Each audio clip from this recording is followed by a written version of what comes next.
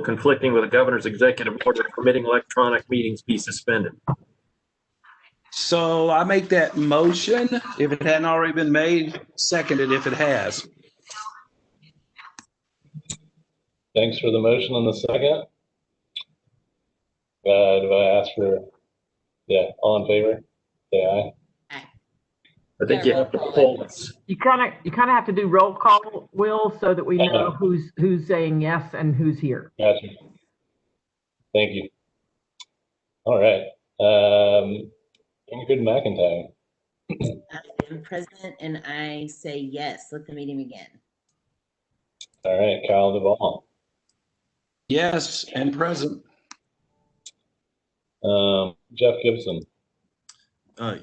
Present and yes. Cool. Mark Overlock. Present, yes. Go ahead, Abigail and Susie. Do you guys count on this? Okay. You don't Count, but not for the vote. Right. I think there was a message from Norman Humber that he wasn't going to be able to make it. So just for the notes. Okay. And I'm having some weird, like I can't see, I don't know, having some weird bandwidth stuff going on. So I hope you can hear me. Yes. Your video, I can't see video most of the time, just FYI. So, cool.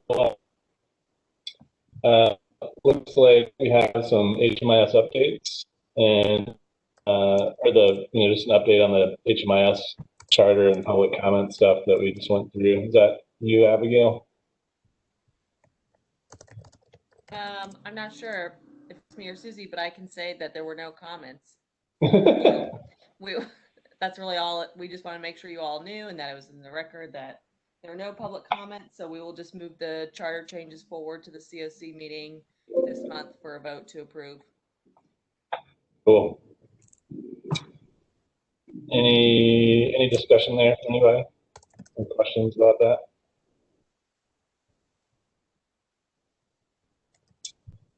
Okay. Ingrid, do you feel like you're up to speed on that, on what we've done there? Yeah, I've read through a couple things and also just want to say hi to Jeff because we've only spoken on the phone. So Jeff, it's nice to meet you virtually. And Susie, goodness. But anyway, just to make that connection, I didn't want to continue the meeting without saying hello. Thank you, Ingrid. It's great to meet you virtually as well. Thanks. All right. Thanks.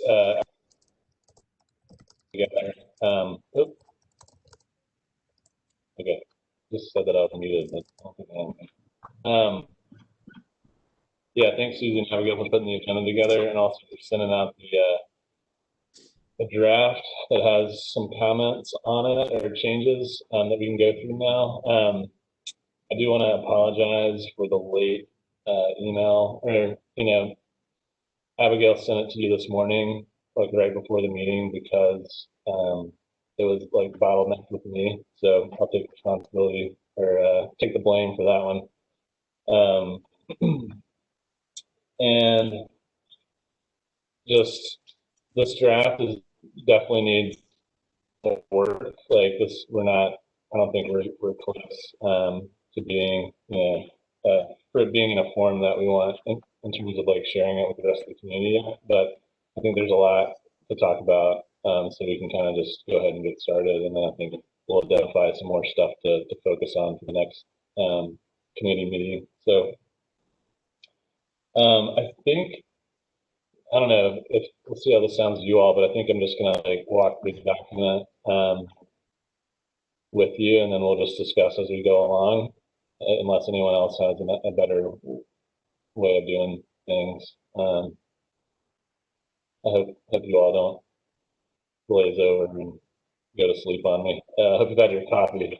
Like, actually, I think it is kind of like exciting stuff, but and you're on the charter committee for a reason, so maybe you agree. Yeah. All right. So I think page of the page is where we should start. Section 2A. This is a pretty big shift, I think, or something that we should discuss and see if you want to see where we land. This is like, yeah, joining the COC and the benefits of the COC. I don't think we've ever had a section that communicates the benefits of really, like, explicitly communicates the benefits of joining the COC. Definitely wanted to talk through that and see how it landed with you. But yeah, it's kind of, I tried to, like, I think this section kind of simplifies our process a bit, I hope, and maybe reduces the amount of record keeping in terms of, like, you know, tracking attendance at various meetings and all of that. Basically, to become a member as an organization, you have to fill out a form once a year that gives the COC some relevant info, and identifies kind of a primary representative.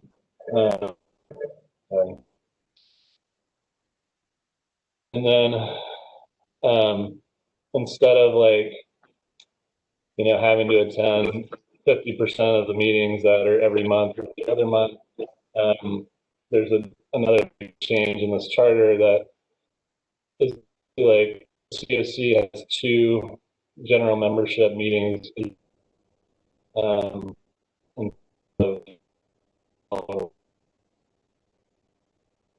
are 2 big meetings a year, which is, you know, all that we need to be compliant with federal law.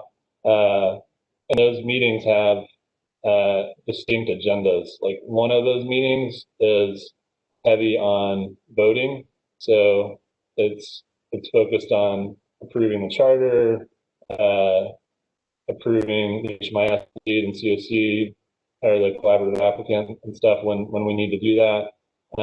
It could also be a way to elect new planning council members and other people that we need to elect, like officers. So that's, like, one semi-annual meeting, and then the other one would be more like a conference, like more like a vision, you know, meeting where we're like, here's where we're going, here's some of the themes, here's what we want to do. It's kind of an opportunity to kind of connect in that way, and also maybe if we ever get through COVID, like, an opportunity to celebrate what we've done. So I will let you all kind of read this 2A section if you haven't already for a second, and then just kind of digest what I said, and I'll share for a second and see what comments you have. I'm working on my personal laptop instead of my work one, but I'm wondering if any of you all happen to have the document up, and then the ball can be passed to you so we can view it at the same time, if that would be helpful. It helps me just to have that as a visual, but. I have it up if any, I mean, I can, you mean to share the screen? Uh-huh. Yeah, sure. Dante, can you send it over to Ingrid and see if she can share it on the screen? It just helps me. I don't know about the rest of you all, but. Make sure I don't have any crazy stuff on my screen. Oh no, the crazier the better. I'm like, hide all those things. Let me make this wide. Just kidding. Okay. Can you see it? Yeah, I kind of want to respond to some of the, Will. I understand the intent of the semi-annual, but I'm concerned about continuity. You miss one meeting, you do once a year. And 2, I'm concerned about participation. Again, I think quarterly. I mean, I can't imagine even doing board meetings where we are semi-annually. And I understand that meets minimum federal guidelines, but if our intent is to help grow the COC, I think it's difficult to do with only 2 meetings a year. I know there are others that do that, but then that becomes in the hands of committees and subcommittees and so forth at that point. And so I think I'm just personally feel that if we're going to pare this down, it should be quarterly rather than semi-annual. Just my opinion. Yeah, Kyle, thank you. What do you mean when, in terms of continuity? Is that what you said? That point? Well, if I'm at a meeting one time a year, I have no continuity of, just look at what we're doing, for example, with the charter. There are so many issues that have come before the COC that I think we can benefit from a large group having more presence there and plugging into it. I think we'll have more participation. Gotcha. So that's, I can't, I mean, I'd show up to a meeting once a year and I'll be lost, you know. Yeah. No, I think no, I get that, Kyle. Thanks for clarifying a little bit for me. I think what these changes would do is definitely drive the energy and focus to the committees and the work in the committees. And I think probably at the next charter committee meeting, we could focus on talking about the committee structure. I think that could probably, be updated too, to make sure that it's like a structure that's really primed for like action. And, if we are going to go to 2 meetings a year, I think we have to just be thoughtful. Not that we haven't been, but just, look at our committee structure again, just to make sure it's what we want. As a community member, I would see it as, kind of refreshing in a way to be like, all right, there's less, there's 2 meetings a year and I know what they're going to be about. And I know if I go to one of them, I'll get like a huge update on what's been going on for that year. And then the other one, I know I'm going to have a chance to vote on a bunch of important issues. And because we've reduced the meetings, like staff actually have time to like and the committees have time to like put the slates and the information in front of the community well before that vote. And so like, if we go down to 2 meetings, I think it could help us really make sure that those meetings are meaningful and that people are well prepared. And if we have a clear pathway to the committees and the committees have a clear charge of what they're going to do, I think it could work. If we don't have those things, then I definitely, share your concerns and I, again, appreciate you bringing that up. Yeah, well, I think that, again, that's right. It will be driven more towards committees participating. It would have to be because you don't have 2 a year. I get that. The other thing I'm thinking of is the pool of resources we have, meaning people. It's hard to grow membership when you only have a couple a year, I'm thinking. I mean, and I don't like being in meetings. I mean, there are tons of meetings we can all go to. I know that. But it's just, to me, at least 4 a year. For some reason, I miss one. I don't want to wait till the end of the year or semi-annually to get caught back up, which I really don't feel that I would just with one meeting. So anyway, if we're going to, again, pare it down, I'm more for quarterly than semi, but I appreciate very much, Will. Thank you. Yeah. Thanks. I would love to hear how other folks feel too. I'd like to chime in if that's okay. Yeah. Hey, Will. I actually agree with quarterly too. As someone who is new to the COC, I've been coming for 2 years now, and I feel like I'm finally getting a foot in as far as understanding how things are working, understanding who people are, agencies, and to just as someone who is new, it seems counterproductive to just go down to 2. Quarterly, at least you're still getting information in, you're still understanding, you're gaining the knowledge, you're also becoming part of a collective, which will help further our end goals and our outcomes. Stripping down to 2, you're not really blending in, you're not really taking in the information. It's less, it just gives you the opportunity to be a part of the fold and to be helpful in the collective. I have a suggestion. I don't know if this will help or not, and I appreciate everybody's comments. So I'm wondering if we just want to take out the phrase semi-annual, because I can see down the road where the COC might need to meet monthly, 3 months in a row, just to deal with some horrific issue, rather than, and then it just gives us more flexibility. The other question I had was, it says you must attend the semi-annual meetings.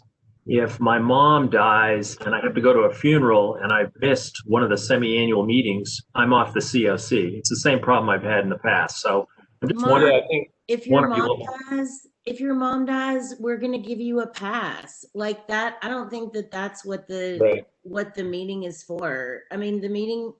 So in my opinion, also, hey, Marissa, we've never met. I'm Ingrid. Nice to meet you. I have been around for a minute. And I would say from my activity, I think that 2 meetings sound great only because I'm doing 50 other meetings all the time. And so what it feels like to me is that sort of what Will was saying, that this would drive people, I don't know, not Kyle, like you said, you don't need 50 more meetings, but I mean, maybe it would drive people into participating in committees more because they didn't have that monthly meeting to stay. I mean, a monthly meeting to me kind of feels like the update, even when people aren't actually taking action, right? If people aren't involved in the process, they come for the month and they get their update.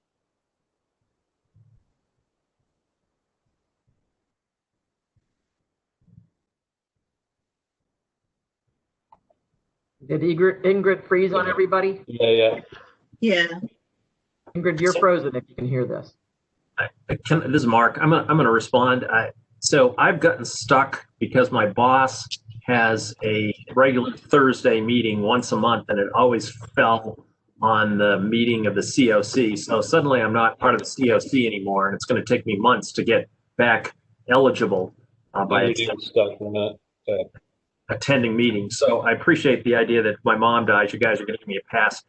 We've had people that at these meetings will stand up and say that I'm not eligible for a pass. It's not about me. I'm just saying, unless the language is flexible enough to allow someone who, you know, has been doing all the committee work and they miss one of these semi-annual meetings, still remain on the COC. I just hesitate to have this sort of rigid sort of requirement. Mark, yeah, I get it. I think so for organizations, it's pretty easy in that you know, you like, let's say, you know, I'm a member or Park Center where I work is a member of the COC. I, Will Conley, would not be the member. I'm the primary I can't remember what I called it, primary representative. And so if I had to miss, I would communicate that to Susie and Abigail or whomever and say, my proxy is so-and-so from Park Center. You know, that's how it would work. And as an individual, I think we would just, you know, need to communicate with that person and see if there was like, you know, a reason. So I don't know if that changes things for you, Mark, at all, but I tried to put that in the document. And then Ingrid, you froze, so we kept moving on. Me now that my video's off. Yep.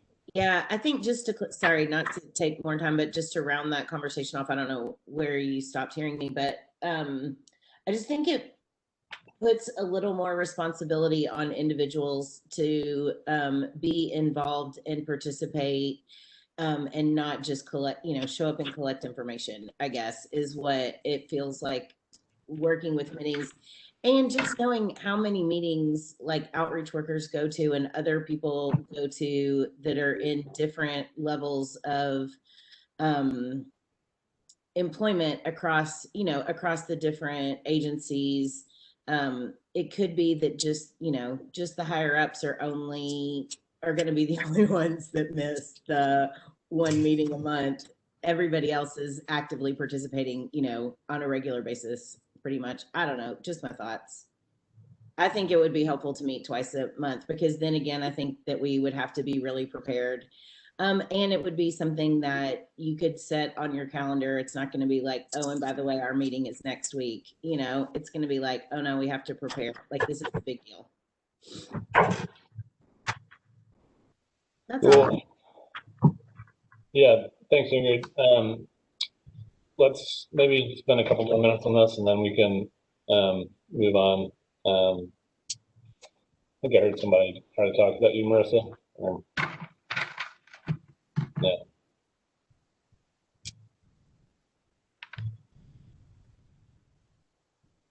Okay.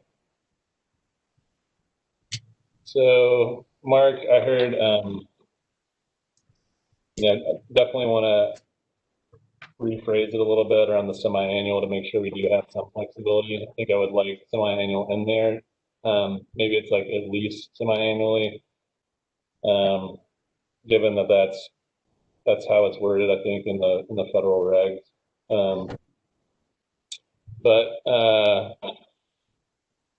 I don't know. Be interested if Jeff, if you have any, if you feel either way, and then this is like, you know, a moment in our committee where we're split on something. Do we try to get consensus on issues? We vote. What do we do? What do we just okay with 4 and see how it goes? Or, you know, I'm up for you know, a little discussion on that too. So you could also oh, I'm sorry. Go ahead, Jeff. No, I'm sorry, Susie. I was just going to, the membership committee had sort of munched on this just a little bit, and they do want these meetings to, and the committees and their functions to kind of offer the community something. I mean, not just don't have just a meeting to have a meeting kind of thing. And I could bring that up on the agenda of membership, the next meeting that they have, and they could bring their thoughts back to you guys. Or I could write their thoughts down and send them via email to you all. I do know everyone is busy, and I also know that often when there's not concrete COC business to be conducted, what used to be the monthly continuum of care meetings, we would just basically rehash what the updates from the planning council. And it, you know, if you clued into the planning council, you are hearing a lot of this stuff twice. So there could be sort of a combination of fewer of the continuum of care meetings and a little bit more information out from the planning council and the committees themselves. Judy's doing a really good job at trying to solicit reports from those committees on a regular basis, but the committee chairs, some are doing okay on that, some are not. So the reports are a little sporadic, but if we ramped our effort up to get communications out to the big listserv about what those committees were up to, then there may not be that maybe need for a quarterly or every other month kind of a meeting. So my thought is this: let's do pitch it back to the membership committee and see what they think about it, and also the planning council as well, so that we can have some input there. I would at least feel better about that. Well, can I ask a question about if we do decide to go semi-annually and then, you know, something comes up, is there a way for us to call a meeting? Yeah. And I can make sure that it's clear. But yeah, I think we should definitely be able to do ad hoc meetings as needed. And then the other thing I was going to mention is sort of what Susie said, and that feels really good about the planning council meeting, which already happens once a month. Am I right about that? Or like every other month or something? I can't remember. Every month, I think. Yeah. So that is already a once a month meeting that has to do with exactly what we're doing, right? That has to happen once a month anyway. So maybe we can all just commit to showing up to that, or even saying, if, you know, if the meeting starts at 9:30, I mean, this sounds really churchy talking about TOs, but like start it at 9 o'clock so that we can have a coffee and donut hour, right? Sort of like we do with the COC meetings.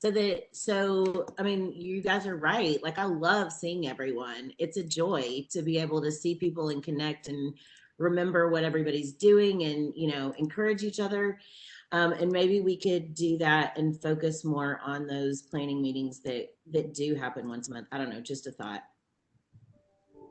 This is Judy. First of all, I apologize for coming in late. I was on a call I could not get off, but I'm coming in at the right time because I am in support of semi-annual meetings to do business and really focus on business. But I also, and it's also in the strategic plan, and from, for communication purposes, if we do have also semi-annual symposiums, it can be half a day, educational workshops, whatever we want it to be.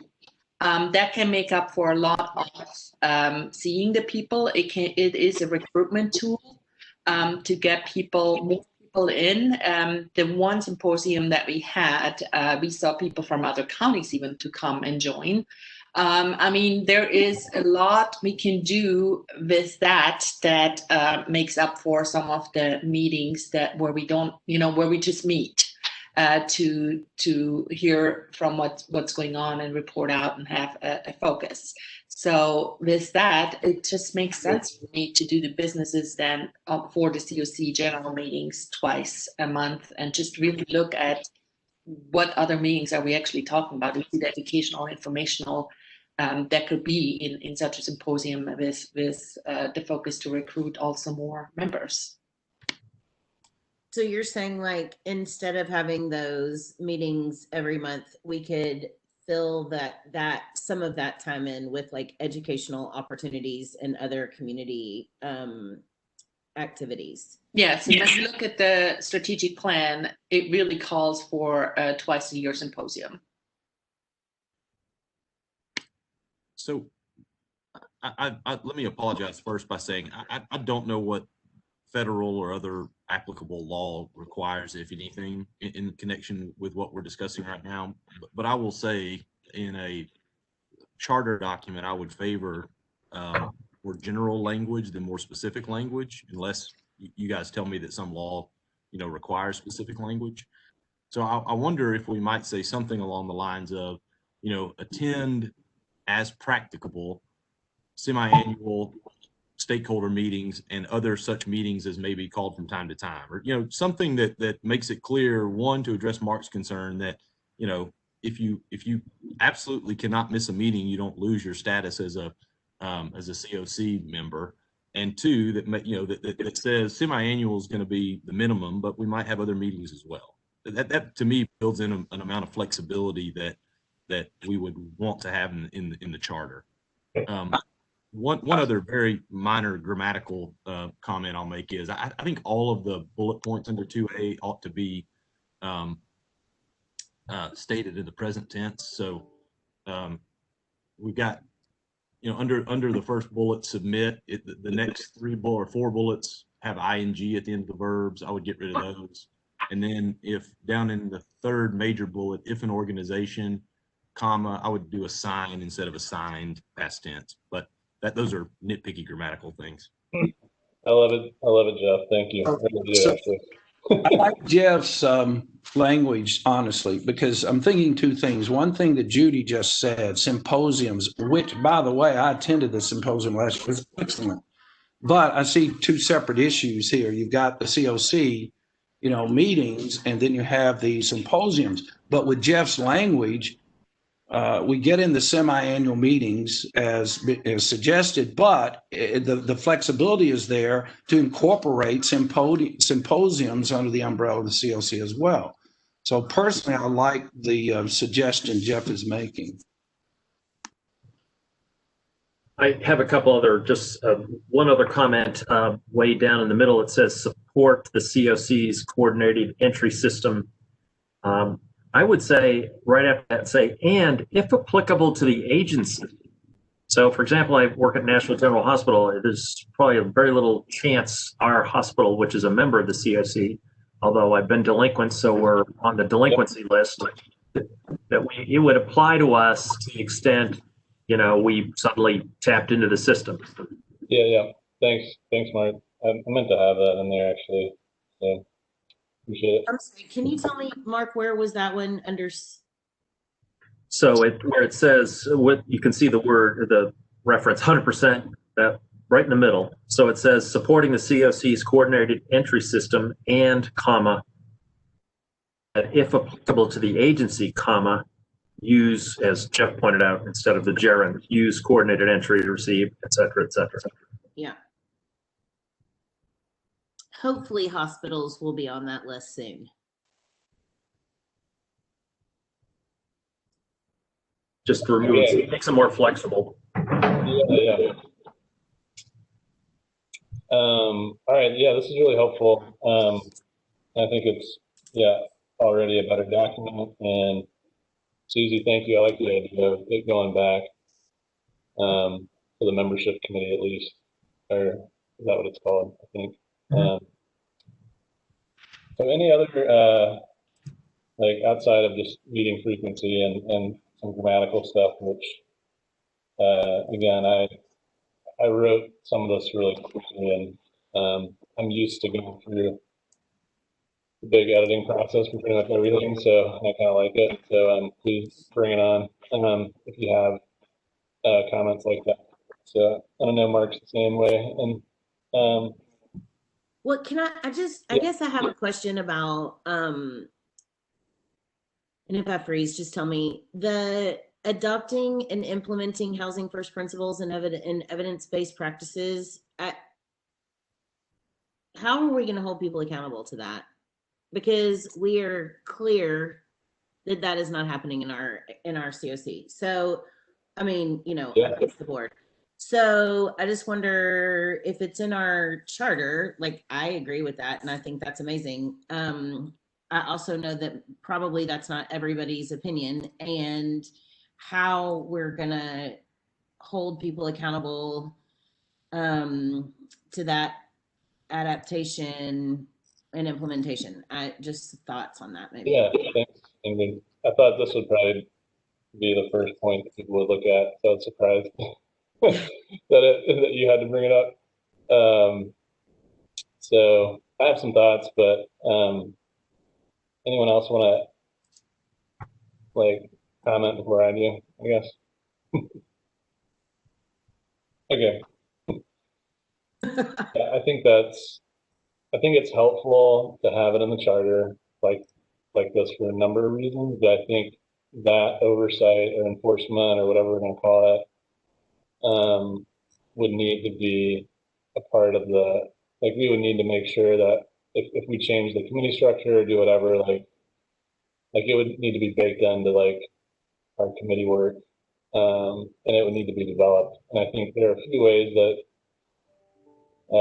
you can come at it. Like I know some communities have done like a self-assessment that have made like a self-assessment kind of housing first tool that that organizations do on their own. They complete on their own. It's kind of like here's a tool that's not gonna, you're not gonna be graded on this in terms of your competition in the NOFA, or you're not going to be dinged, but like we're just going to take a first step and see where we are as a community. And then so that would be kind of like on one end of the spectrum. The other end would be using more of the the stick and saying and tying it to your score in the NOFA. Notice of funding availability for COC funds, or using it in ESG competitions, or other ways that tie it to actual funding decisions, which is when usually behavior, sometimes that helps behavior change, obviously, when you tie it to that. So, but I think it's like totally up for, it will have to be developed in our committee structure and agreed upon. I mean, it's part of our strategic plan, and so it's already tied to the strategic plan that we want to start focusing on housing first.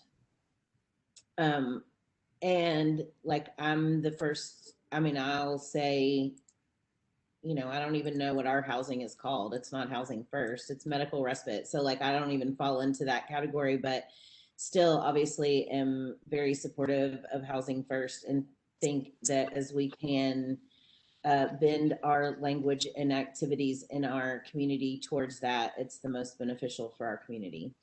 Okay, so I'm going to chime in here as well. Housing First is obviously a housing model. It is not a model for recovery housing or the recovery community. So I know there will be pushback if we single out on one type of housing model here. So I think we need to be careful with this when we go down the road, because that's the way for several years this is tracked in our COC.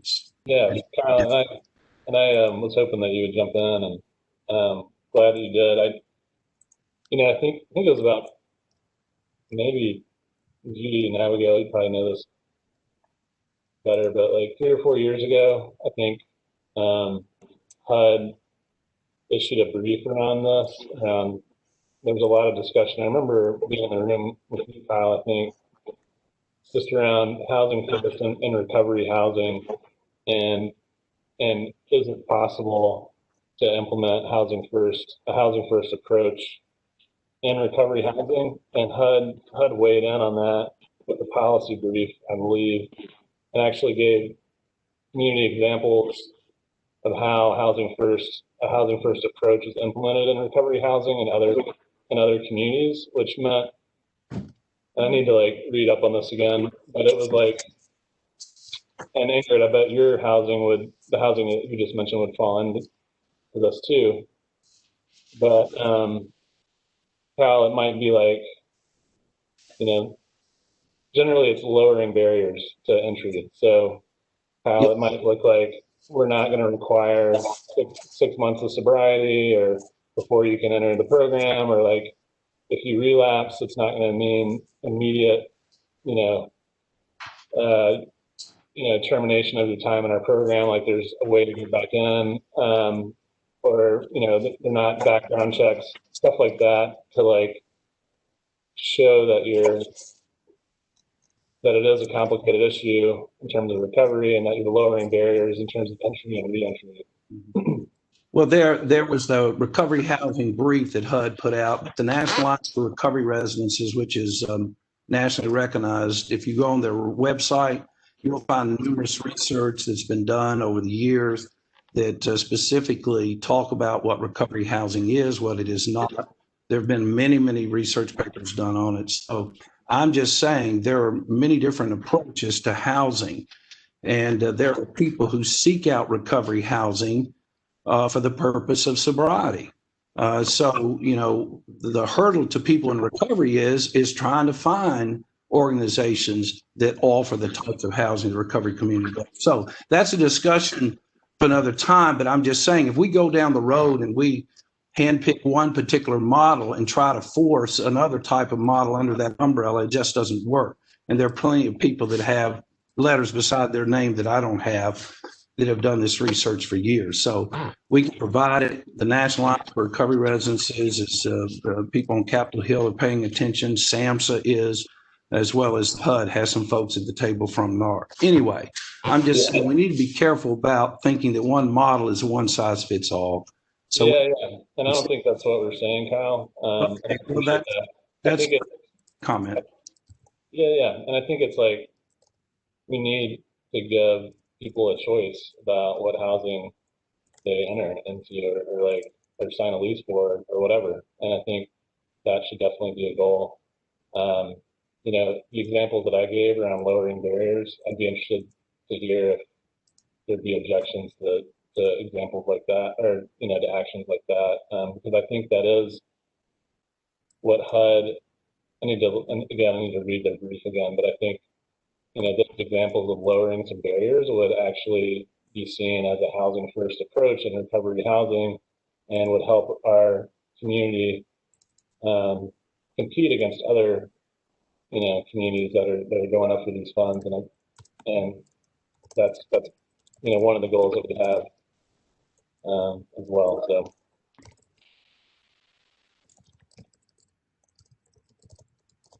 anyway, as we engage the community around this, I just think we gotta be clear about what we mean. Obviously, housing first, recovery housing, and Kyle, it'd be helpful to, if you're willing to work with us on that. but we can talk about it later. Sure. Thanks.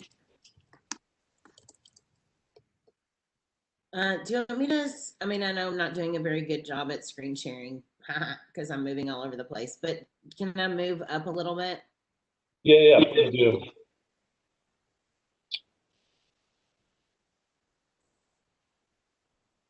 Yeah, there's a benefits of membership section. We have 15 minutes left, so let's try to cover that. And then let's see, there aren't really like huge changes in the rest of the document. I think that's like partly just the time crunch on my end, but I also knew we'd have a lot to talk about today, just section 2 here.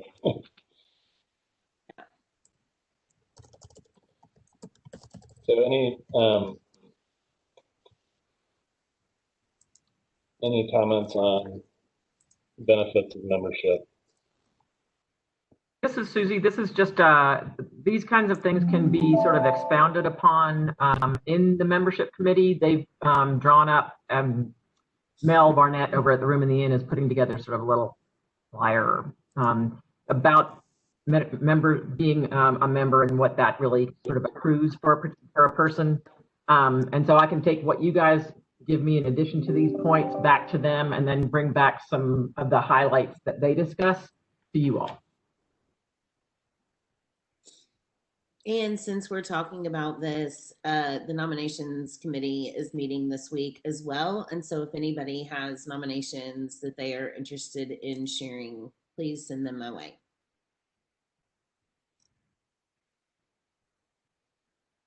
Awesome, thanks.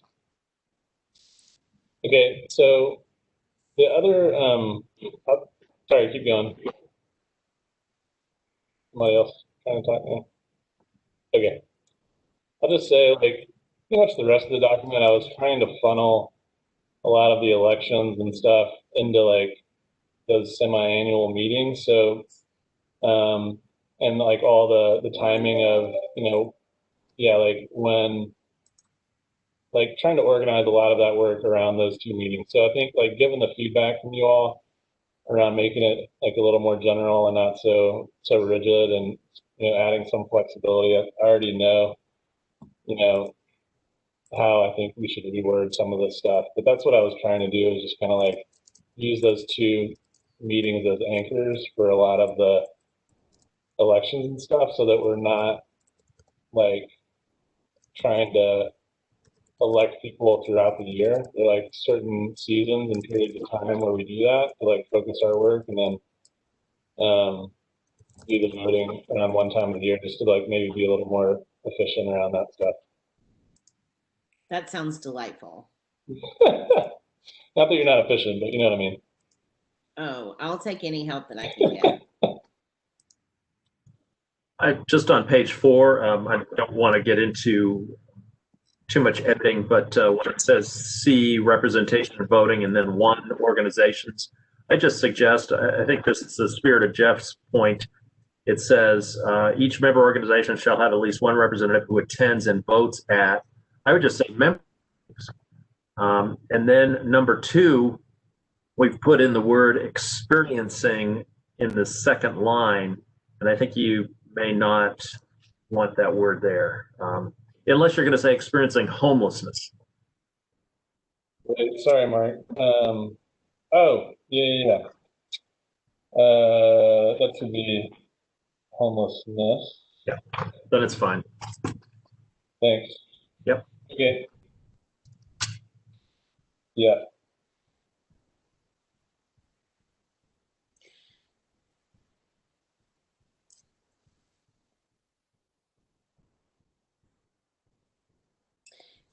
This is so strange, and I don't know if this goes into the charter, and I should probably read more. I'll just bring it up.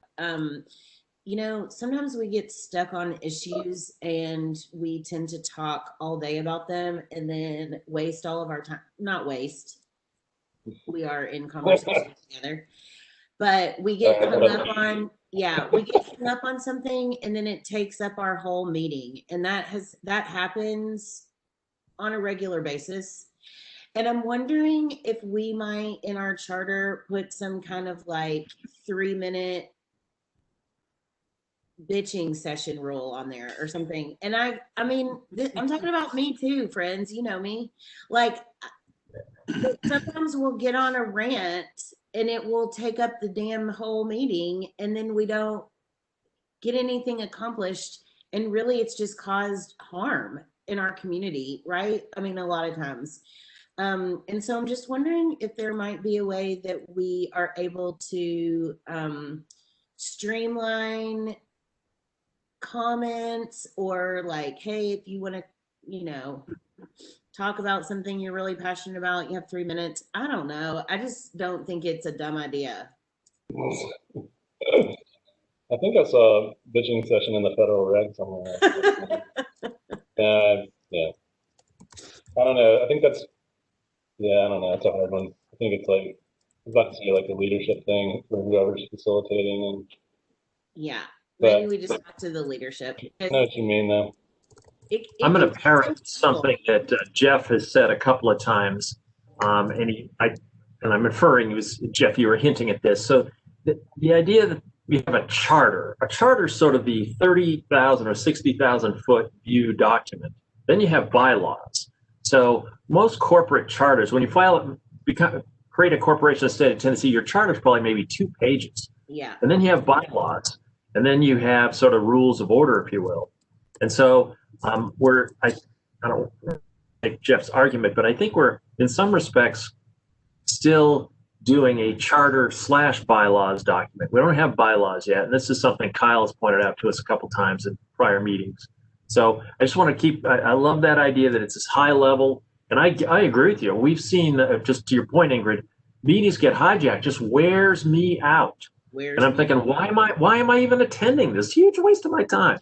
So it doesn't answer your question, but sort of the broader issue is, how much detail do you want in a charter? Yeah. Maybe this isn't the right place, but hey, Susie and Judy, y'all are at most of the meetings. Maybe wherever it should go, you could bring it up.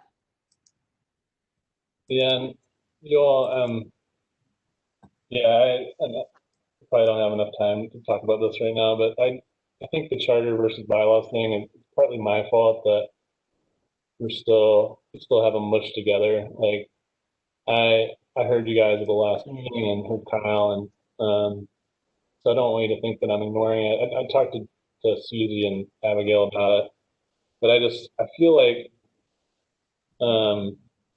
I like the idea of having one document that talks about how we're going to operate and communicate with each other versus like a charter and a bylaws. Like if we had to do a bylaw document because like the COC lead or collaborative applicant is a nonprofit and the nonprofit has to have bylaws, and that's like one thing.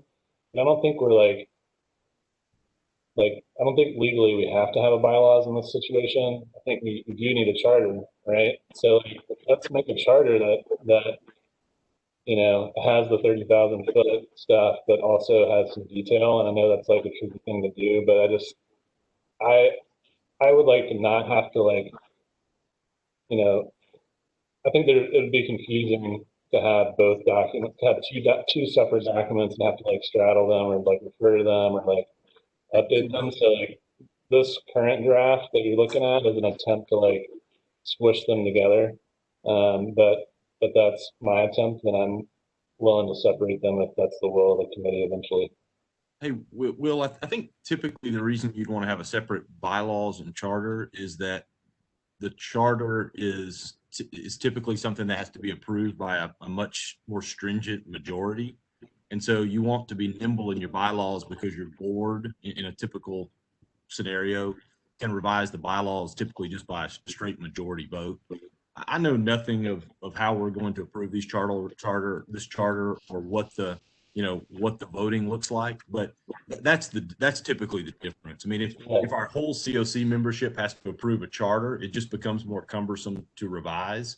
If the bylaws could be amended by some subset or some group, then you have a little bit more flexibility. If that's not an issue here, then I don't have a problem. Oh, hold on to your seat, Jeff. It is an issue. that's typically why you want to separate them, just for what it's worth. Right.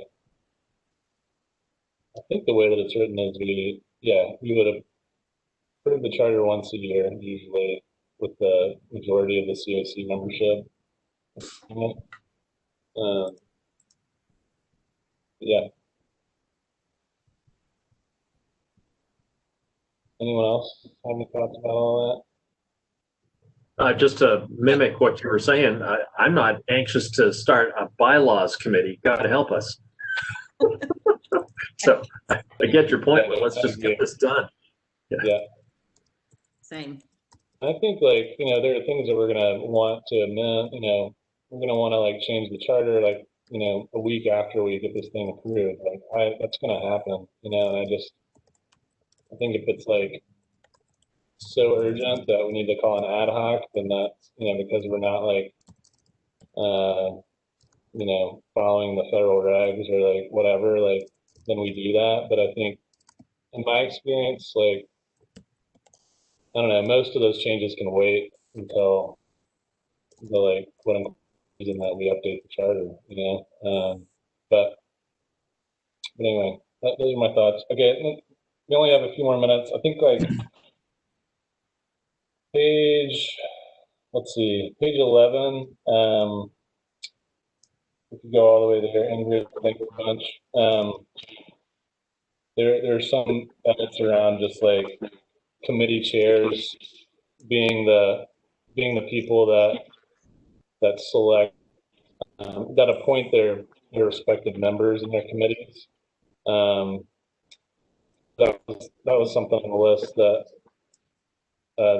the ideal list or whatever that we have in terms of updating the charter. So and I think currently it's kind of clunky. It has to come to the council chair, I believe. So this would kind of give the power to the committee chair to do it. And so that's a kind of a big change, and just wanted to point that out. I think these edits do that, but again, I kind of wrote them kind of quickly. So My big caution is I just want to make sure with any of these edits, it's not a Susie Tomey power grab. I had that in mind. Yeah. That's why I asked to be on the committee. I wanted to make sure that I could keep tabs on Susie. 2 jokes. I do have this is just silly, but back on page 4, and I'm sorry to take us all the way back there. It says that the mayor appoints 8 people. Is that right? Why do I feel like the mayor has appointed 4? That's Judy. Because he actually appointed 3 because every year you have to turn over. Oh, right. Okay. Okay. That's why everything comes. Sorry. Everyone, my apologies. I have to step off for another call. I need a couple minutes of prep. But thanks so much, Joe. Yeah. No, of course. Just real quick. I mean, should we all just review these and send any proposed revisions to Judy? I mean, what's the next step in the process? Yeah, thanks. I think that'd be helpful if you want to send them to Abigail and Susie. Okay. And then I will start working on some other comments that you all can look at, and I'll send those out. Well, try to do that well before the next meeting so you don't get it in the morning. Sorry about that again. That'd be great. Yeah, I would love your comments. Thank you. Okay, my apologies. Bye, everybody. See you, Jeff. Hey, one request, when we make changes, if we could just put an explanation in the balloon comment section, it just helps give context. What we're trying to do, does that make sense? Yep. Okay. So it sounds like if you all want to, you can. Yeah, Abigail might need some help in terms of version management here, version control in terms of this document. But yeah, if you want to send in comments or actual edits to Abigail and Susie, please do. I'll work on other sections that we didn't discuss today and try to go through that original list that Susie put together, to hit the other items too. And then we'll kind of, smush all that stuff together and have a document for next meeting that isn't just, edits that have come mostly from me. I think, yeah, I would like that, and appreciate you all weighing in today and working on it. Thanks for all your work, Will. Yeah. Thank you, Will. Yeah, it's good to see you all. I guess this is when we do the motion to, I'll entertain a motion to adjourn. Hey, real quick, can I just say, if you have edits that you want to send, our next meeting is on February 1st. So if you wanted to send them by maybe early the week before, like the 25th, 26th, so that we can compile it all and have it ready for you guys for that meeting, that'd be great. Thanks, Abigail. All right, motion to adjourn then. Thanks, and Marissa, it was good to meet you. I hope to meet you in person sometime. Same. Guys. It's so good to see all your faces. Happy New Year. Happy New Year, everyone. Yes, man. Take care. Bye. Bye. Bye. Bye. Oh, God.